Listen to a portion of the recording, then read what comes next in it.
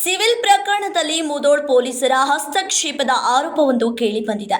ಬಾಗಲಕೋಟೆ ಜಿಲ್ಲೆಯ ಮುಧೋಳ್ ಪೊಲೀಸ್ ಠಾಣೆಯ ಸಿವಿಲ್ ಜಮೀನು ವ್ಯಾಜ್ಯಕ್ಕೆ ಪೊಲೀಸರ ವಿರುದ್ಧ ಗಂಭೀರ ಆರೋಪವೊಂದು ಕೇಳಿಬಂದಿದೆ.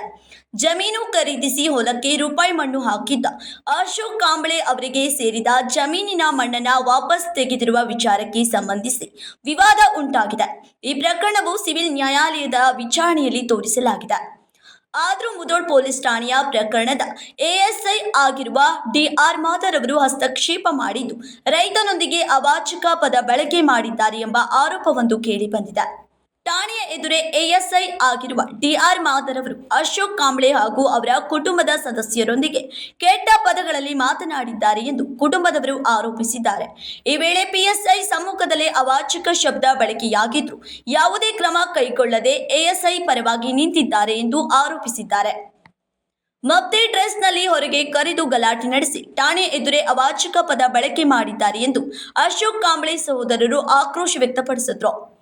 ಇಂತಹ ಅಧಿಕಾರಿಗಳ ವಿರುದ್ಧ ಕೂಡಲೇ ಕ್ರಮ ಕೈಗೊಳ್ಳಬೇಕೆಂದು ಅವರು ತಿಳಿಸಿದ್ದಾರೆ. Uday Hosmani, KMM Kannada news, Mudhol.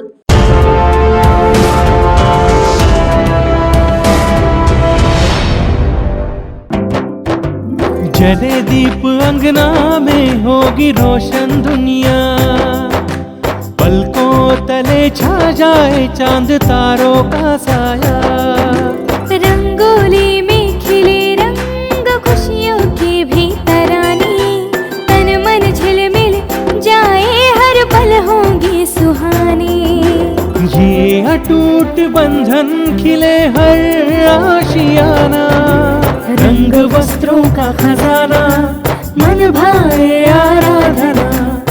आराधना मारुति गली बेलगाम. मन भाए आराधना.